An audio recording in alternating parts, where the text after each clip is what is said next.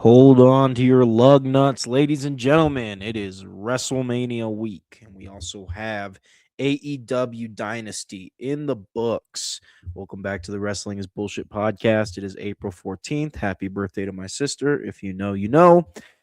And yeah, we have a big watch list coming up, right? It being WrestleMania week and all. Just want to highlight some of those key matches happening at WrestleMania this year while also highlighting some of the bigger shows that you should have your eye on if you're going to be in Las Vegas this week. And then also looking at AEW Dynasty and looking at what went down there. It was a solid show to say the least. Before we get to AEW Dynasty, let's go ahead and talk about TNA Rebellion. TNA Rebellion was a TNA pay-per-view that took place 24 hours before AEW Dynasty. TNA does premium live events in the same fashion that WWE does, but once every 3 months, once every season, once every quarter, they have a pay-per-view as well. And this was the Q2's, right? The spring season of 2026's TNA pay-per-view. And Rebellion ultimately saw two new champions crowned over there in TNA, right? As the TNA International Championship changed hands, Trey Miguel did a fantastic job with that title over the past week, maybe a couple of months, but couple of weeks, I meant to say, maybe a couple of months. But ultimately, Trey Miguel fell short to the new TNA International Champion, Mustafa Ali, who is fantastic and absolutely deserves to have a run with the TNA International title. And I'm excited to see what he does with it there. And then we also saw the TNA World Tag Team Championship change hands at the Rebellion pay-per-view as the Hardys lost the TNA World Tag Team titles to the System. These guys are on their second run with the TNA World Tag Team titles, as of recent at least. And this second run would have been a year in July.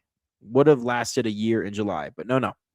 We have the System with the TNA World Tag Team titles. Once again, different members of the System holding the tag titles, but those guys have it. And, the System, you could count on members of the System to put together a good program, a good wrestling match, and overall just have a good showing night in and night out. So while it is unfortunate to see the Hardys lose those titles, sometimes you got to trust the System, right? Ultimately, TNA really needed a win here, and I think they got it. I think it was fine, right? It's a lot to ask someone to pay pay-per-view price for a TNA show in 2026. That much I understand. But with that being said, they did what they could, and TNA was under some big fire this week. They had something to prove with this pay-per-view. They always find a way to back themselves into a corner, piss off the internet, and then find a way to carry on, really, right? Sometimes they carry on by having a good show and gaining all their momentum back. Sometimes they have a dud, right? They've had their fair share of duds in 2026 and 2025 for sure. But ultimately, TNA has been seen pulling stars from matches against AEW wrestlers, right? At WrestleCon's yearly show, the Mark Hitchcock Memorial Show, that WrestleCon, the convention that takes place in the same city as WrestleMania every year, not affiliated with WWE, but definitely very prevalent and big in the world of professional wrestling. And a lot of fans who make it to WrestleMania make WrestleCon a part of their weekly schedule. But ultimately, these TNA stars, like Nick Nemeth, were set to face MJF at the Mark Hitchcock Memorial Show. And TNA is pulling these stars, pulling Nemeth against his match against MJF. And then there was another person that they pulled who I can't remember at the moment. It doesn't matter because the match isn't going to happen. The point is, TNA was seemingly instructed or did so out of their own volition and ultimately pulls these wrestlers from shows because they are to match up against AEW stars. If you didn't know, TNA is a partner of WWE at this point in time. And ultimately, this just rubs me the wrong way. TNA has been at WWE's beckoning call ever since the partnership began, right? TNA has lost its value just to give NXT some added value. And honestly, NXT didn't really need what TNA has been giving them. So it really just gives me the ick. I haven't seen this partnership do anything for TNA. In fact, I've seen it make TNA a lot worse. And in my mind, what I think WWE is doing is letting TNA's stock and value just fall, fall, fall, fall, fall. And finally, when it's fallen far enough, WWE is going to swoop in and buy TNA and do something with it. I imagine they're not going to call it TNA once they buy it. Maybe they will, but that has to be the plan. I mean, what else is the plan? The value of TNA has dropped significantly. TNA leadership could care less about the well-being of their own product and simply looks to please WWE and TKO. And ultimately, does this pay-per-view make up for the horrible news that TNA was in last week by pulling some of those wrestlers on short notice? Probably not. Probably not. It was a good enough show to where I think these things cancel each other out, but the TNA has had too many hiccups in the past year or so, like way too many, way too many. It's not looking good. It's not looking good. They need to find a way to make their brand remain relevant in 2026, and B, get something out of this partnership with WWE, right? This partnership between TNA and WWE is supposed to help TNA. When we heard about this partnership, we were like, great, TNA deserves this. They've been doing really well with their show. And ultimately, that momentum that they slowly built up before rebranding and after rebranding back to TNA, that momentum goes nowhere now. That momentum is gone, right? They are just getting by, and that I don't want to watch a wrestling product that's just getting by. I want to watch a wrestling product that is trying to do something here, that's innovating, right? And clearly we have that, right? Especially with AEW, right? WWE for sure is definitely a product worth watching right now, but AEW is on that list as well. And in my mind, they're on equal value levels at the very least. It's time to get into AEW Dynasty. Ultimately, yes, two titles change hands at TNA. TNA has a fine pay-per-view here, and we'll see what they can do. I'm not very hopeful anymore. I really ain't. I really ain't. And it's just such a shame because before TNA was partners with WWE, they really were my favorite wrestling show to watch. I enjoyed them more than AEW. I enjoyed them more than WWE because they knew what they were doing and they knew how to do it. And they were doing well, and now they serve a different master, right? The fans are no longer the master that they serve. The greed of TKO is the master that they serve, unfortunately, in a mediocre fashion. Like, at least WWE finds ways to continue to be entertaining while doing that. TNA does not. Let's move on. AEW Dynasty. Two titles also change hand on AEW Dynasty, right? Like, the matches were fantastic. This card was awesome. This was a very entertaining show, but ultimately the big takeaway is these two titles that changed hands. The first one being the AEW World Trios Championships, which actually changed hands 24 hours before this pay-per-view on AEW Collision, right? The Dogs were able to win the AEW World Trios Championships on Collision 24 hours before the pay-per-view. And at the pay-per-view, the conglomeration is able to beat the Dogs as Orange Cassidy, Roderick Strong, and the returning Kyle O'Reilly is able to defeat the Dogs for those AEW World Trios titles, and what has been fun. The AEW World Trios titles have been very fun. I wasn't enjoying them very much in 2025 or 2024, but 2026, even though we're early into the year, has been great for these titles, right? They were boring when they were with the Death Riders. They were boring when they were with the Ops. And eventually they gained some steam with Speedball and Hangman. And then the Don Callis family held them for a spell. And then we got Jet Speed and Mystico, which was a fun moment at the last pay-per-view. And now we see the titles change hands once again as the Dogs, who recently won it, lose it to the conglomeration. And this is fun, right? This is all you got to do with the trios titles, is just have some fun with them. We are having fun with these matches. We are having unexpected people win these titles. We're having a good time here. All right. So yes, the conglomeration is the new AEW World Trios champions, and I think they're going to do a fantastic job. I think we're just getting started with this momentum for the AEW World Trios belts. We also saw the vacant TNT Championship crowned with a casino gauntlet match. And the Jet, Kevin Knight, was able to win the TNT Championship in this match, which was very shocking, very surprising. But I think it's going to be fantastic nonetheless. I think the Jet is going to do great things with the TNT Championship. The TNT Championship is made for a guy like the Jet, a guy that has something to prove, a guy that's going to go in, week out on Dynamite, Collision, whatever, and defend that title and continue to make it mean something the way that Kyle O'Reilly has, the way that Mark Briscoe has, and yes, for a brief moment, the way that Tommaso Ciampa had made the TNT Championship mean something recently. So yeah, a lot of fun, right? The AEW World Trios titles were titles that I was concerned about for years because I wasn't really seeing the entertainment value in them, but AEW has found a way to make it happen. The TNT Championship has been on fire for a very long time. It's been fantastic as usual. I look forward to seeing what Kevin Knight does with that belt. AEW Dynasty in the books, man. That was another good pay-per-view. We're 2 pay-per-views down for AEW this year. We got 7 more to go. And I'm looking forward to them, man. They're 2 for 2 so far with entertaining me. They've been fantastic, right? We get Hangman versus MJF in a Texas death match for the AEW World Title at Revolution, and then at Dynasty we get MJF versus Kenny Omega for the AEW World Championship. Fantastic work, man. Fantastic work.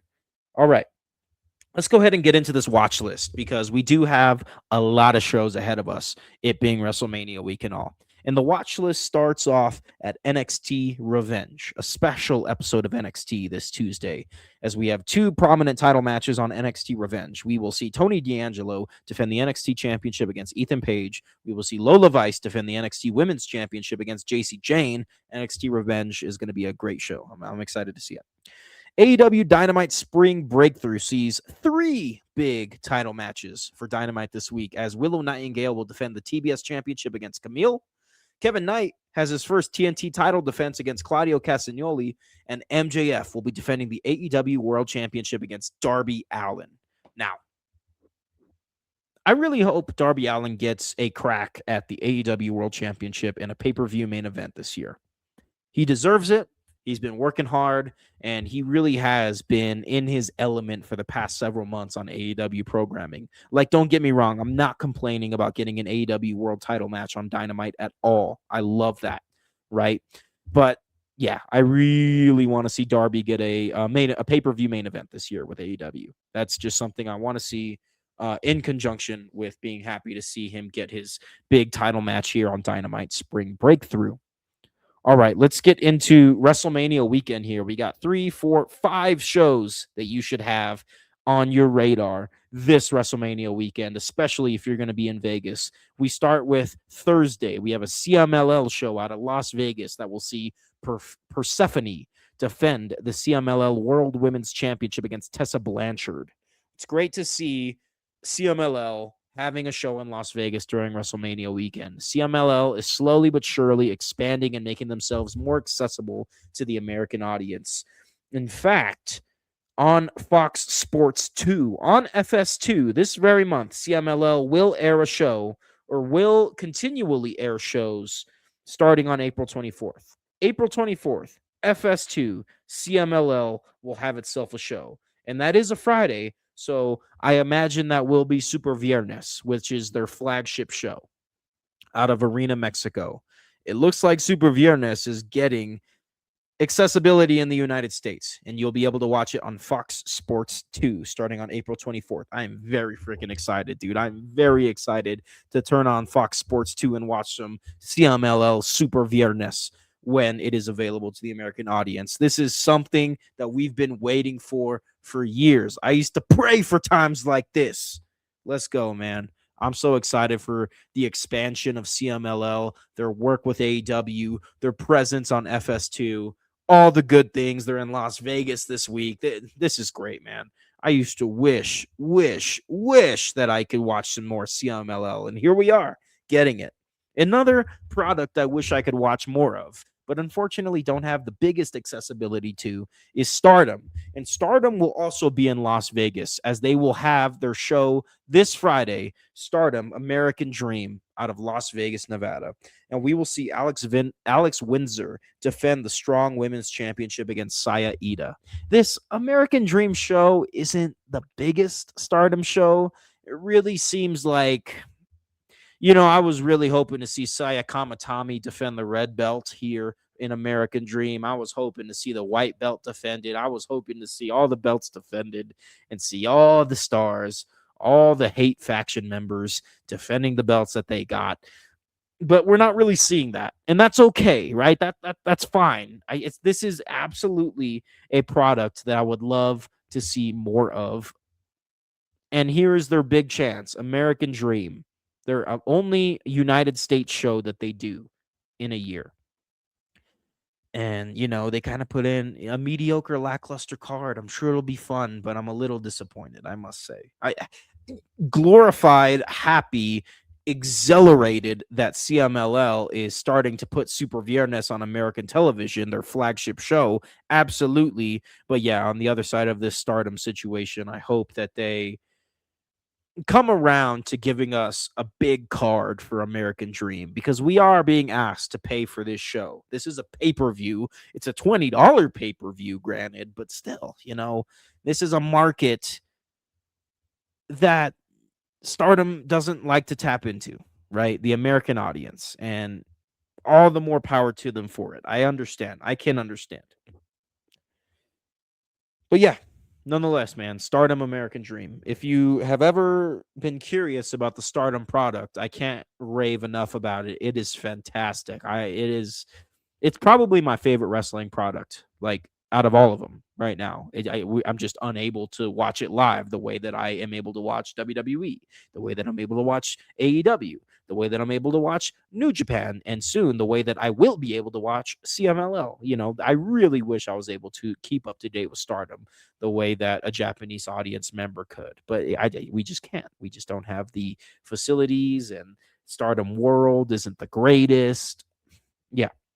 Anywho, those are the two big shows, right? And an event, a promotion out of not a wrestling promotion, but an organization, I should say, out of Las Vegas is actually bringing wrestling fans these shows. The same venue that is hosting the CMLL show will also be hosting Stardom American Dream. And this is good news, right? I think this makes Vegas a hot spot for WrestleMania. Maybe not in the eyes of TKO, but in the eyes of fans, knowing that there is going to be a collection of shows. There already was a collection of shows, right? GCW puts that on. Game Changer Wrestling puts that on every year. But now there's a second collection of shows, which has a little bit higher caliber of promotions that it will be hosting, right? CMLL, Stardom, Tokyo Joshi Pro Wrestling, you name it, Maple Leaf Pro Wrestling, these bigger promotions, right? I'm not really a GCW guy anymore. Don't get me wrong, I definitely was. There was a time, right, where I was all into it. But to kind of see a second collection of shows hitting Las Vegas this year, it makes me want to see WrestleMania in Vegas again, honestly. Like, not every year, don't get me wrong, but I would love to see WrestleMania in Vegas become a lot more of a normal thing. Again, not every year. Let's get into the WWE products now, okay? Before we get to WrestleMania, let's get to SmackDown, because we see two matches of significance happening on the SmackDown before WrestleMania. All right. The first one, of course, is the Andre the Giant Memorial Battle Royal. And then the second one, the one I'm more excited for, this story here has kind of been hit or miss. I'm not going to lie. The effort was there, right? They tried creatively to tell a nice story on SmackDown, and ultimately, yeah, they really showed their inadequacy with this one, I will say. I hate to be negative, but we will get the big payoff of the big feud between the Wyatt Six and MFTs. Okay.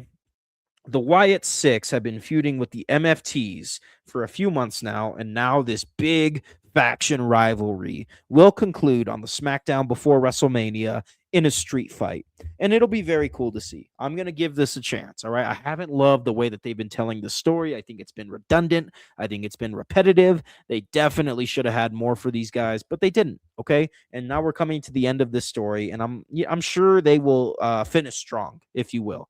Right? They finished strong with Damian Priest and Aleister Black. There's no reason they can't finish strong with the Wyatt Six and MFTs here on the SmackDown before WrestleMania. All right. The moment you've been waiting for, ladies and gentlemen. Let's freaking get into WrestleMania, shall we? All right. let's get into WrestleMania Saturday, and let's look at what the card looks like. The matches of significance happening on Saturday for WrestleMania are Drew McIntyre versus Jacob Fatu in an unsanctioned match, a four-way women's tag team match for the Women's Tag Team Championship at WWE, consisting of the champions, the Irresistible Forces, Alexa Bliss and Charlotte Flair, the Bella Twins, and then Bayley and Lyra Valkyria. I will say, I think I'm rooting for Bayley and Lyra Valkyria on this one. And I've been enjoying the hell out of the WWE Women's Tag Team Championships. Those are the best tag team titles they got right now. You know it's true. They're some of the best tag team titles in the world right now. Very fun booking for the Women's Tag Team Championship. It's really weird that WWE is kind of having like a plateau with their creative potential, but yet they have found out how to book interesting things like the women's tag team titles. I'm not complaining at all. Like, I've been wanting these titles to be everything that they can be for years, and now they are. They are. I'm more excited for this four-way women's tag team match than I am for the main women's titles matches, to be honest with you. We'll get there. We'll get there.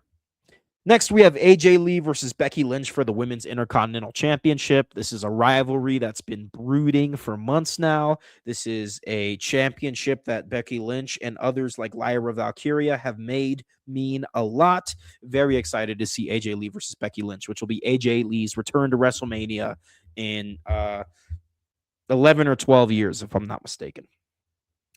Next, we have Stephanie Vaquer defending the Women's World Championship against Liv Morgan. And this is just the money match, right? This is just like easy pickings here. You got Stephanie Vaquer. She has made the Women's World Championship mean something again as of recent. And then you got Liv Morgan. The fans love her. She does great work. She's a fantastic heel. She's the leader of the Judgment Day. And she is always a good showing when she gets the chance. So I'm very excited for this big women's match here. All right. How do I say this? I know I just mentioned being more excited for the women's tag team titles than I am for the women's world championship, but that's just more of a testament to my joy that they are actually booking these women's tag team titles well. Don't get me wrong. There is nothing wrong with Stephanie Vaquer versus Liv Morgan. That is a premier match on this WrestleMania card. I'm just kind of telling you my personal favorites here. All right. And then the main event for night one of WrestleMania this year will be Cody Rhodes versus Randy Orton for the undisputed WWE Championship. A match that I've been excited for years. Why they felt the need to go and screw it up is beyond me by adding Pat McAfee and all the TKO bullshit. They had the story right there. 20 years in the making. They didn't have to do anything fancy. And they go and they screw it up. I am going to try my very best to put that to the side and just enjoy this match for what it is. Cody Rhodes versus Randy Orton for the big one, WrestleMania. This is a match that we've been waiting for since Cody returned to WWE.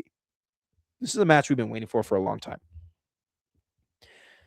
And yes, it is freaking infuriating. It is infuriating. The more and more I think about it, the whole Pat McAfee situation, the fact that they screw up such a perfect story that tells itself. The fact that they feel the need to do that is just beyond me and just makes me question why I enjoy watching this company at all. Being completely honest here. But I'm going to do my best. I'm going to try. I'm going to try to enjoy Cody Rhodes versus Randy Orton. And if this match cooks like I think it's going to cook, maybe it'll be able to wither away our troubles with accepting Pat McAfee in this role. All right. Let's get into this WrestleMania Sunday card here. All right. We got 4 big matches of significance on Sunday. We have Penta versus Rey Mysterio versus Javon Evans versus Rusev versus JD McDonough versus Dragon Lee in a ladder match for the Intercontinental Championship. Oh my goodness, man. This is awesome. Let me go through those names again real quick. Penta, Rey Mysterio, Javon Evans, Rusev, JD McDonough, and Dragon Lee. Very fun. Very freaking fun. Very fun. And then we have Sami Zayn defending the United States Championship against Trick Williams in a very underrated match. This match kind of gets lost in the sauce. Sami Zayn and Trick Williams are going to tear the freaking house down for that United States Championship. Let me freaking tell you. Is it a shame that Carmelo Hayes kind of got snubbed out of this title picture as he was the champion for months leading to WrestleMania this year? Yes, it is a shame. I think Carmelo Hayes would have done great in this spot, but I am not at all complaining because we are getting Sami Zayn versus Trick Williams in a high-profile title match on WrestleMania, and that is money. Anyone who says that's not money is, I'm sorry, incorrect. Completely incorrect. It's going to be fantastic. It's absolutely going to be fantastic. I am just excited for Sami Zayn versus Trick Williams as I am for Cody Rhodes versus Randy Orton. Straight up. And maybe that's WWE's fault, right? Obviously, but it's still a testament to how good this match is going to be and how exciting it is. And then we got two more matches here for WrestleMania Sunday. We got Jade Cargill defending the WWE Women's Championship against Rhea Ripley. I think this is going to be a solid match. I know Jade Cargill is not that impressive in the ring. Okay, I know that. I know she still has a lot to learn from an in-ring technique standpoint, but I think Rhea Ripley is great, fantastic, and at a point where she is fully capable and able of leading Jade Cargill to a very good match at WrestleMania for that WWE Women's Championship. And then, last but not least, the main event of WrestleMania this year for the World Heavyweight Championship, Roman Reigns versus CM Punk. Now, this is a match that has been teased for years, and it's finally happening. This is a match that has been built up to fantastically. CM Punk is a god on the mic. Roman Reigns has come a long way over the past several years and is now considered one of the most compelling, interesting characters and promos in the entire business, maybe ever. Congratulations to him. I look forward to seeing him defeat CM Punk for the World Heavyweight Championship. Nothing against CM Punk. I just don't know how you have I don't know. That's just my pick, right? That's just who I want to see win. WrestleMania looks good, man. WrestleMania looks good. The Cody Rhodes versus Randy Orton blunder is a humongous blunder on the entire show. Don't get me wrong.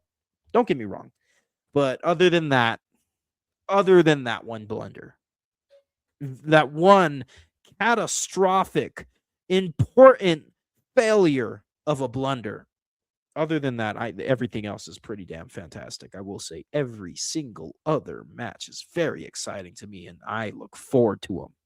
Being honest, being straight up, I'm not as bent as other wrestling fans are about WrestleMania this year, and I don't understand why they are. Okay, I really don't. I understand with the Cody and Randy shit, I do, but everything else, I'm like, no, it's been good.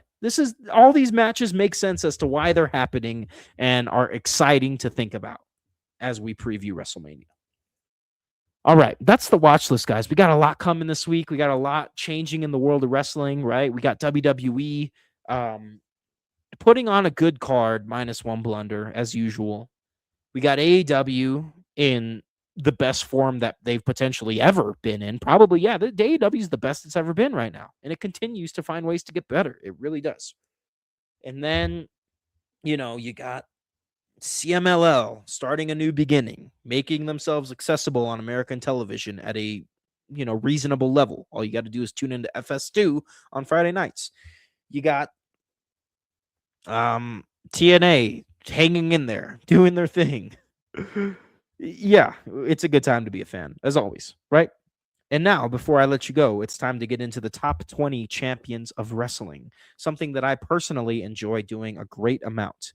All right, the top 20 champions of wrestling list that I can conduct myself does have a math to it, does have a science to it, does have an abundance of metrics that go into the placement of these champions.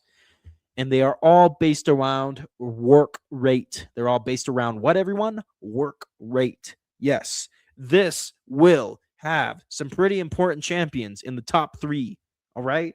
But ultimately, the purpose of this list is to show the fans and highlight wrestlers that fly under the radar, highlight wrestlers that are currently champions in the world of wrestling and currently doing everything they can with what they've got. They're showing up to work. They're lacing the boots. They're defending the title. They're making it mean something. This list is based on work rate. All right. Let's get into it. Let's start with the honorable mentions, which is always a long list. A lot of really good champions in wrestling right now, right? The Evolve champion, Aaron Rourke. The Knockouts World Tag Team Champions, the Elegance brand. The WWE Speed Champion, Elio LaFleur. The Ring of Honor Women's Pure Champion, Deonna Purrazzo. The IWGP Junior Heavyweight Tag Team Champions, the Unbound Company. Pagano and Psycho Clown, the AAA World Tag Team Champions. TNA World Champion Mike Santana. Women's Intercontinental Champion AJ Lee. Ring of Honor Pure Champion Lee Moriarty. CMLL World Light Heavyweight Champion Mystical. Ring of Honor World Champion Bandito. WWE Women's Champion Jade Cargill. TNA X Division Champion Leon Slater. AEW World Tag Team Champions FTR. And AEW National Champion Jack Perry. Those are the honorable mentions list. Those guys are doing a great job. Didn't quite crack the top 20, but nonetheless are doing fantastic. And we start with number 20 with the WWE ID Women's Champion Lainey Luck. Number 19, we have the Ring of Honor Women's World Champion Athena, who has been champion for several years and holding that promotion down in its darkest of days. Number 18, we have the AEW International Champion Kazuchika Okada. Number 17, we have the Women's World Champion of WWE, Stephanie Vaquer. And number 16, we have the NXT Tag Team Champions, The Vanity Project. Number 15, we have the AEW Women's World Tag Team Champions, Divine Dominion. Number 14, we have the Women's North American Champion, Tatum Paxley. She's been fantastic. Number 13, we have the New Japan Pro Wrestling World Television Champion, Konosuke Takeshita. Number 12, we have the Continental Champion of AEW, Jon Moxley. And number 11, we have the North American Champion of NXT, Miles Bourne. That is 20 to 11. Let's go ahead and get into the top 10 here. Carving out the top 10 is the Intercontinental Champion, Penta. At number 9, we have the WWE Tag Team Champions, Damian Priest and R-Truth. At number 8, we have the Ring of Honor Women's World Television Champion, Red Velvet. At number 7, we have the Women's Tag Team Champions of WWE, Nia Jackson, Lash Legend, the Irresistible Forces. At number 6, we have the Knockouts World Champion, Ariana Grace in TNA. Number 5, we have the TBS Champion, Willow Nightingale. Number 4, we have the AEW Women's World Champion, Tekla. She's been fantastic, making a name for herself, right? Carrying that momentum that has been built for years with the likes of Timeless Toni Storm, Mariah May, now known as Blake Monroe, Chris Statlander as of recent, and now Tekla. Okay, and now we get to the podium here. Top 3 champions in the world of wrestling, right? And these guys absolutely deserve to be on this podium here. At number 3, we have the United States Champion, Sami Zayn. At number 2, we have the World Heavyweight Champion, CM Punk. And at number 1, the AEW World Champion, MJF. That is the top 20 champions in wrestling. This has been the Wrestling is Bullshit podcast. Thank you for joining. Thank you for listening. I hope you got some value out of today's show. That's always the goal, is to bring value. So I look forward to talking to you after WrestleMania. I should have some WrestleMania predictions coming up with my boy Mo from Rated M Wrestling. Great dude. And yeah, we're in full swing, fellas. We are in full swing. Enjoy wrestling. Be good and be happy. I'll talk to you soon. Peace out.